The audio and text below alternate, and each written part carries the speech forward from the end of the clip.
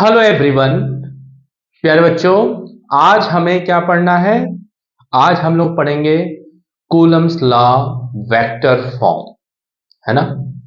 कैसे हम सारा कूलम्स लॉ का जो बेसिकली आपका फॉर्मूला था वही रहेगा, बट यहाँ क्या है, आपका वेक्टर फॉर्म रहेगा। देखिए कैसे हम इसको सॉल्व करेंगे।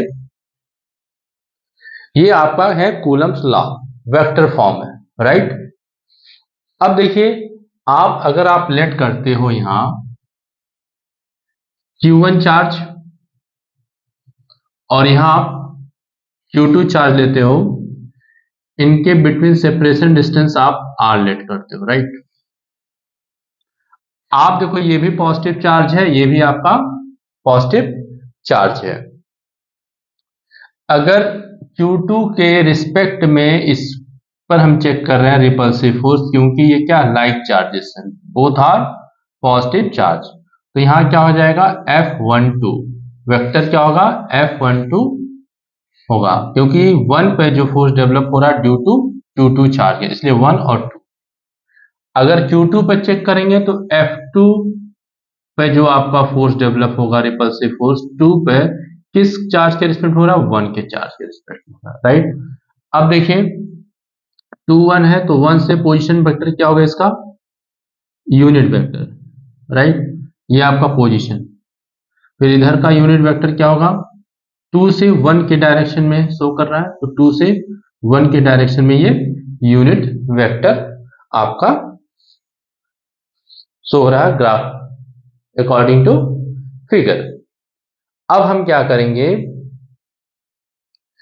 आप क्या करोगे, एक बार आप 21 की वैल्यू F21 की वैल्यू निकालोगे और एक बार आप 1 2 का फोर्स की वैल्यू निकालोगे। तो लेट आप देखो ऐसे, ये आपका क्या है F21, फॉर्मूला क्या होता है 1/4πε0 Q1 Q2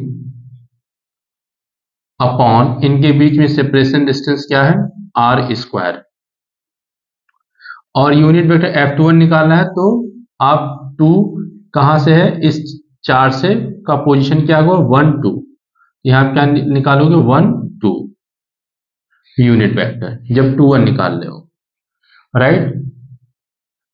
और ये किस कंडीशन की, ये पहला केस है क्योंकि दोनों रिपल्सिव हो रहे हैं, पॉजिटिव पॉजिटिव है Q2, जैसे आपको Q1 Q2 ये ग्रेटर देन 0, मतलब 0 से आपका ग्रेटर हो रहा है Q1 और Q2 का प्रोडक्ट है। क्योंकि देखिए, अगर आप Q1 मान लीजिए 1 माइक्रोकूलम है, Q2 1 माइक्रोकूलम है, ठीक है, तो उसको मल्टीप्लाई करोगे तो आपका 2 आएगा, तो ये 0 से एबव आ रहा है, पॉजिटिव में आ रहा है। जब पॉजिटिव वैल्यू होगा तो कौन सा फोर्स डेवलप होगा, रिपल्सिव फोर्स डेवलप होगा। तो इसलिए ये कंडीशन जो होता है वो किसके लिए होता है, रिपल्सिव फोर्स के लिए। तो रिपल्सिव फोर्स कहां डेवलप होता है, जब लाइक चार्जेस होते हैं, राइट। इसी का हम यूज करना है। तो आप देखो, और दूसरा चीज ये है कि यूनिट वेक्टर हम कैसे फाइंड करते हैं। आप देखो 1 2 का यूनिट वेक्टर क्या होगा, वेक्टर 1 2, 1 से 2 चार्ज के बीच में पोजीशन वेक्टर, और इसका मॉड निकाल लेते हैं, है ना। तो ये मॉड किसके वैल्यू इक्वल आता है, ये R के इक्वल आता है, तो R12 इसका R वैल्यू हो जाएगा, राइट। अब देखिए यहां आपका हम रिप्लेस कर देंगे वैल्यू यूनिट वेक्टर की जगह, तो यहां क्या होगा 1/4πε0 Q1 Q2 by R², R12 by R, ये क्या हो जाएगा R³ हो जाएगा, क्या हो जाएगा ये R³ Q1 Q2 by R³, और ये वेक्टर फॉर्म में हो जाएगा। ये तरीका होता है, पूरा प्रोसेस होता है कैसे हम कैलकुलेट करते हैं, राइट। तो यहां तक आपको क्लियर हो गया होगा। अब ये आपका F21 निकला है, इसी तरह आप 1 2 निकालोगे फोर्स 1 2 चार्ज के लिए, F1 और 2, 1 तो फोर्स निकालें किस चार्ज के कारण, ड्यू टू चार्ज Q2 के रिस्पेक्ट में। तो आप यहां क्या हो जाएगा 1/4πε0 Q1 Q2 R का स्क्वायर और यूनिट वेक्टर क्या हो जाएगा 2 1, क्योंकि 1 पर निकालना है तो 2 से 1 तक का क्या पोजीशन यूनिट वेक्टर है R2 है। फिर वही same as it is process, unit vector कैसे रिप्लेस करेंगे इसका, अगर आप R21 का यूनिट वेक्टर निकालोगे तो वेक्टर क्या होगा, वेक्टर अपॉन R21 वेक्टर का मॉड, है ना।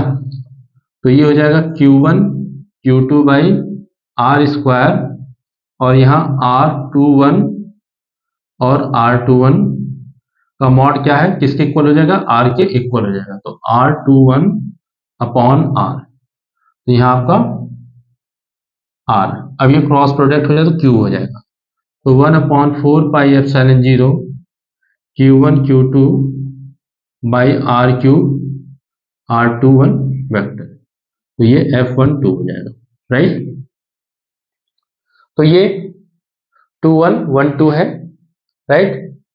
तो ये एक दूसरे की क्या है, डायरेक्शन अपोजिट है। According to Newton's third law F12 equal to minus F21 ले सकते हैं, या R12 equal to minus R21। ये दोनों केस में होता है। जैसे आप रिपल्सिव फोर्स है Q1 Q2 रिपल्सिव फोर्स है, इसी तरह हम अट्रैक्टिव फोर्स के लिए करेंगे, बट वो क्या होगा, लेस देन 0 होगा। ये किसके लिए है, आपका रिपल्सिव फोर्स के लिए। ये कंडीशन हमारा फर्स्ट केस था, केस फर्स्ट था Q1 Q2 ग्रेटर देन 0, तो क्या होगा, रिपल्सिव फोर्स। इट्स मीन्स ये लाइक चार्जेस के लिए हो जाएगा, राइट। तो ये आपका पॉइंट हुआ किसके लिए, हाँ, Q1 Q2 ग्रेटर देन 0, ये आपका रिपल्सिव फोर्स के लिए हुआ। यहां तक मेरे ख्याल से क्लियर हो गया होगा सबको।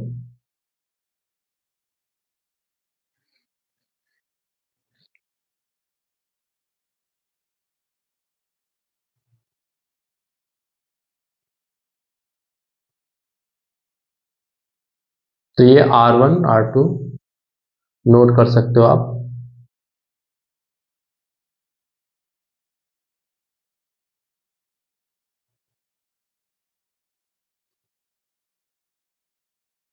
ठीक है, अब आगे हम देखते हैं। अब केस हमारा क्या है, Q1 और Q2 लेस देन 0, मतलब अट्रैक्टिव फोर्स की बात किया जा रहा है। किसकी बात किया जा रहा है, अट्रैक्टिव फोर्स मींस ये क्या हो जाएगा, अनलाइक चार्जेस। अनलाइक चार्जेस का सेंस ये है कि अगर लेट सपोज आपने Q1 इक्वल टू -2 माइक्रोकूलम और Q2 आपने 2 माइक्रोकूलम लिया, अगर आप Q1 Q2 का प्रोडक्ट देखते हैं, सॉल्व करते तो -2 + 2, राइट, तो -4 आएगा, राइट। तो ये क्या होगा, 0 से लेस ही आ रहा है वैल्यू, इसका मतलब क्या है, ये अनलाइक चार्जेस या अट्रैक्टिव फोर्स होगा, इसलिए ये कंडीशन अप्लाई होता है। आप देखो कैसे हम इसको यूज करेंगे, फॉर्मुलेट कैसे करेंगे। लेट सपोज कि आपका ये क्या है, Q1 हो गया और ये Q2 चार्ज हो गया। आपको क्या चार्ज हो गया, Q1 हो गया और Q2 हो गया, है ना। तो यहाँ क्या होगा, ये नेगेटिव अगर आप ले रहे हो तो यहाँ क्या होगा, F12 अट्रैक्ट कर रहा है, और ये आपका F21 due to Q1 charge के रिस्पेक्ट में हो जाएगा। ये भी एक दूसरे के अपोजिट है, न्यूटन्स थर्ड लॉ वही सेम जैसे हमने फर्स्ट बताया था। ये Q1 Q2 हो गया पोजीशन, और बिटवीन तो पोजीशन आपको तो R ही पता है, लेकिन पोजीशन क्या होगा, यहाँ यूनिट वेक्टर R21, राइट, और इधर क्या होगा आपका R12 यूनिट वेक्टर, राइट। तो Q1 चार्ज के लिए था, और ये Q2 जो आपका नेगेटिव चार्ज है, तो अट्रैक्टिव फोर्स होगा, तो सेम एज इट इज होगा इसमें भी, कि आप F21 equal to minus F12 भी लिख सकते हो इसमें, F, और R21 unit vector minus R12 vector दिखा सकते हो according to Newton's third law, Newton's third law, right. तो ये आप किसके लिए, अट्रैक्टिव फोर्स अनलाइट चार्जेस के लिए है। कंडीशन क्या था इसका, लेस देन 0 Q1 Q2 का प्रोडक्ट की वैल्यू आती है। तो ये आपका हमने विदाउट वेक्टर फॉर्म भी पढ़ लिए और वेक्टर फॉर्म भी हम लोग ने पढ़ लिए। अब हम प्रॉब्लम लेके चलते हैं, कुछ क्वेश्चन सॉल्व करते हैं।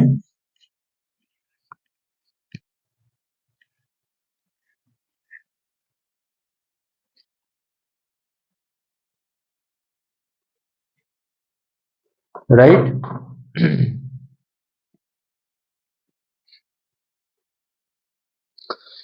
अब देखिए, जैसे एक इंपॉर्टेंट क्वेश्चंस है, कंसेप्ट ये है कि लेट सपोज आपके पास ए ऑब्जेक्ट है और एक आपके पास बी ऑब्जेक्ट है, इक्वल चार्जेस है। क्या है, इक्वल चार्जेस है, इनके बिटवीन जो सेपरेशन डिस्टेंस है वो आर है, जो सेपरेट कर रहा है चार्ज ए और चार्ज बी को। ये क्या किया, सेपरेट किया। तो आप देखो यहां इनके बिटवीन अगर हमें फोर्स निकालना है तो क्या होगा, 1/4 pi epsilon 0 Q into Q R square. तो F इक्वल टू 1/एप्सिलॉन 0 Q square by R square, है ना। तो इक्वेशन नंबर 1, ये केस फर्स्ट था इसका। केस, ये आपके नीट मेंस जो भी कॉम्पिटिटिव एग्जामिनेशन होते हैं ये सारे क्वेश्चंस आते हैं। अब क्वेश्चन ये बोला जा रहा है कि आपके पास एक सी ऑब्जेक्ट है। क्या है, सी ऑब्जेक्ट है, वो उस पर जो चार्ज है वो अनचार्ज है, मतलब चार्ज 0 है उस पर। फिर ये कहा जा रहा है कि सी को हम एक बार ए में मिलाएंगे, फिर जो इस पर डेवलप होगा सी पे वो फिर हम बी के साथ मिलाएंगे, फिर दोनों मिलाने के बाद सी जो अनचार्ज पर डेवलप हो उसको हम रिमूव करेंगे, फिर जो ए और बी पे आपका चार्ज डेवलप होगा उनके बिटवीन हमें फोर्स फाइंड करना है। तो देखिए इक्वेशन ये हो गया आपका, आपने ए पे क्यू चार्ज है और सी पे अनचार्ज है, क्यू इक्वल टू 0। अब जब मिक्सिंग किया तो आप ये ध्यान देना कि जैसे कि एक बच्चा बहुत पढ़ने वाला है और एक बच्चा बहुत वीक है, दोनों को एक हॉस्टल में एक साथ रहने के लिए पढ़ने के लिए भेज दिया गया। फिर देखा गया कि पढ़ने वाले की क्वालिटी और ना पढ़ने वाली क्वालिटी एक दूसरे में क्या हो गया, मिक्स हो गया। तो अल्टीमेट जो उसका रिजल्ट आया वो क्या मिला, एवरेज मिला। क्या मिला, एवरेज। तो ऐसे दिमाग में फिट करना अपने कि जो ए और सी पे चार्ज डेवलप होगा वो एवरेज होगा।